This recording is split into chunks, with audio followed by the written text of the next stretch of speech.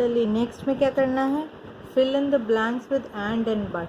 Okay, ये दोनों conjunctions कहलाएंगे। ओके, और एंड का मतलब होता है और, एवं, ठीक है, और बट का अर्थ होता है किंतु, परंतु, लेकिन। ओके, तो इसमें हमें अंतर एकदम साफ समझ में आना चाहिए, तो हम फिल इन द ब्लैंक्स करेंगे। जब आप ये कॉपी में लिखेंगे तो याद रखिएगा कि ये जो ब्लैंक है इसको हमको लाइन खींचनी है उस शब्द के नीचे। कई बच्चे क्या करते हैं, वो काले और नीले पेन में आगे पीछे लिखते रहते हैं और ब्लैंक बनाते नहीं हैं।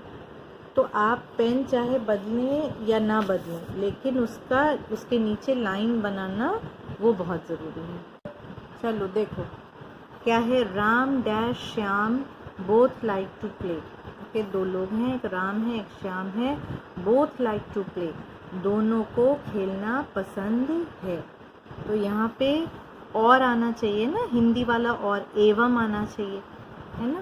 तो एंड, अगर हमें विपरीत चीज़ बतानी है तो हम बट का इस्तेमाल करते हैं, BUT, बट। ओके, और अगर दोनों एक ही डायरेक्शन में जा रहे हैं तो फिर एंड होता है, दोनों को एक ही जैसी चीज़ पसंद है, दोनों को खेलना पसंद है। Ram likes to go to school.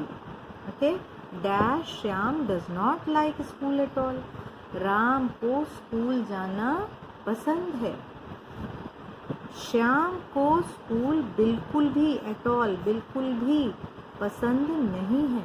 तो ये तो विपरीत बात हो गई ना, राम को पसंद है श्याम को नहीं पसंद है। तो अभी क्या बताया था मैंने आपको कि जहाँ पे विपरीत हो रहा है वहाँ हमें बट लगाना है। लेकिन हिंदी में भी तो समझिए, इसका अर्थ बिल्कुल सही निकल रहा है कि राम को स्कूल जाना पसंद है लेकिन श्याम को स्कूल बिल्कुल भी पसंद नहीं है। Ram keeps his room neat, Ram अपने कमरे को नीट, साफ एंड टाइडी, व्यवस्थित रखता है। ओके, टाइडी का मतलब होता है व्यवस्थित, जिस चीज़ की जो जगह है वहाँ पे वो चीज़ रखी है, किताबों की अलग जगह है, बैग की अलग जगह है, बिस्तर हमारा अलग जगह लगा है, ठीक है, खेल का सामान अलग है। इस तरीके से हमने हर चीज़ को व्यवस्थित रखा है, इसको क्या कहते हैं, टाइडी, साफ सुथरा, टाइडी, व्यवस्थित। Shyam keeps his room untidy, अब अनटाइडी क्या हो गया, अव्यवस्थित, कहीं भी कुछ भी रख दिया। तो श्याम अपने कमरे को अव्यवस्थित रखता है और राम अपने कमरे को व्यवस्थित रखता है। तो ये फिर से कैसी चीज़ें हो गई, विपरीत दिशा की हो गई। तो इसलिए यहाँ क्या आ जाएगा, बट आ जाएगा। ओके, अगला क्वेश्चन है, arrange the following sentences in the sequence in which they appear in the story. Okay, following sentences, निम्नलिखित वाक्यों को हमको अरेंज करना है, व्यवस्थित करना है।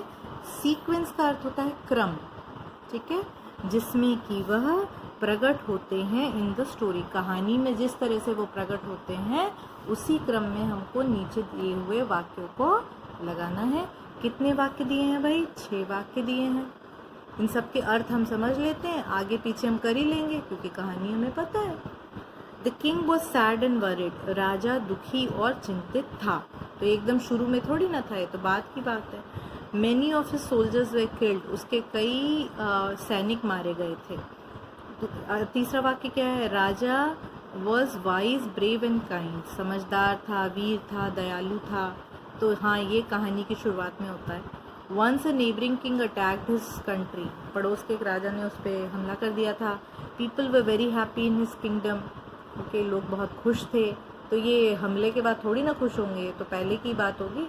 Once upon a time there was a king, जब भी तुम ये देखो ना once upon a time, okay, ये कुछ कुछ वैसा है जैसा हम हिंदी में कहते हैं कि एक बार की बात है ना। ऐसे कहानी की शुरुआत होती है ना, एक बार की बात है, बहुत समय की बात है। ऐसे इंग्लिश में क्या होता है, वंस अपॉन अ टाइम, एक समय ऐसा हुआ कि, एक बार ऐसा था कि। तो इसको आप समझ लो कि ये तो ना कहानी की शुरुआत हो रही है, ठीक है। तो क्रम हम लोग देखते हैं, ये वाला सेंटेंस पहले वाले नंबर पे लिखा जाएगा, ये नंबर 1 है, वंस अपॉन अ टाइम, ठीक है। फिर राजा के गुण बताए जाएंगे, 2 नंबर, ठीक है। उसके गुणों से लोग खुश थे, 3 नंबर, ओके। फिर आक्रमण कर दिया, ये 4 नंबर, कई सैनिक मारे गए 5 नंबर, और इस वजह से वो दुखी और चिंतित हो गया 6 नंबर। तो इसका मतलब क्या हुआ कि जब तुम आंसर लिखोगे तो पहले ये वाला वाक्य लिखना, फिर 3 नंबर का वाक्य लिखना, उसके बाद 5 नंबर का लिखना। ठीक है, आई थिंक इट्स इजी, समझ में आपको आ गया होगा कैसे करना है। इसके नेक्स्ट आ रहा है आंसर दीज क्वेश्चंस। तो यहाँ जो 5 क्वेश्चंस दिए हैं मैंने इसकी एक्सरसाइज में देखा था जो वेबसाइट पे दिया रहता है, and the answers are okay. जो आंसर्स लिखे हैं वो ठीक हैं, उनमें कोई ग्रामेटिकल एरर भी नहीं है, मतलब सही लिखा हुआ है, और एक एक वाक्य के उत्तर हैं। तो इस बार मैं ये नहीं लिखा रही हूँ, आपको मैं उसी की जो फ़ोटो है वो क्लिक करके इसके साथ इमेज के जैसे ज्वाइन कर दूँगी। ठीक है, फिर भी थोड़ा सा आपको समझा देती हूँ। What kind of ruler was the king? राजा किस प्रकार का शासक था? रूलर मतलब होता है शासक। ओके, तो इसका आंसर आएगा द किंग वॉज, ये जो 3 गुण थे ना, वाइज, ब्रेव एंड काइंड, वो लिखना है हमको।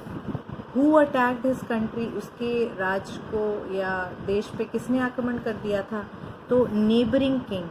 ओके, अ neighbouring king attacked his country. तो आप सोच रहे होंगे कि मैम लिखा नहीं रही है, वो इमेजेस में आ जाएगा, अभी आप बस समझ लीजिए। ठीक है, what happened to the king and his soldiers in the battle? Battle का अर्थ क्या था? युद्ध। युद्ध में राजा और उसके सैनिकों के साथ क्या हुआ? हाँ, तो कई उसके सैनिक मारे गए थे ना, many of his soldiers died in the battle and king had to hide in a cave, right. तो इसके जो ये तीसरा वाला क्वेश्चन है, इसके 2 हिस्से, राजा के साथ क्या हुआ और सैनिकों के साथ क्या हुआ। तो पहले हम सैनिक के बारे में लिखेंगे कि बहुत सारे सैनिक तो मारे गए और कुछ भाग गए, you know, some of them ran away, अपने जान की चिंता में, या you know like that. And राजा के साथ क्या हुआ? वो उसको एक गुफा में जाके छुपना पड़ा था, he had to hide in a cave. Okay, तो इस उत्तर को आप ध्यान से लिखना है, इसमें 2 हिस्से हैं। What did the king see in the cave? राजा ने गुफा में क्या देखा था? तो कहानी के हिसाब से उसने राजा में किसको, गुफा में किसको देखा था? उसने स्पाइडर को देखा था। तो केवल आप इतना लिख दोगे तो इससे काम नहीं चलेगा भाई, वो स्पाइडर कर क्या रहा था ये भी तो लिखना पड़ेगा।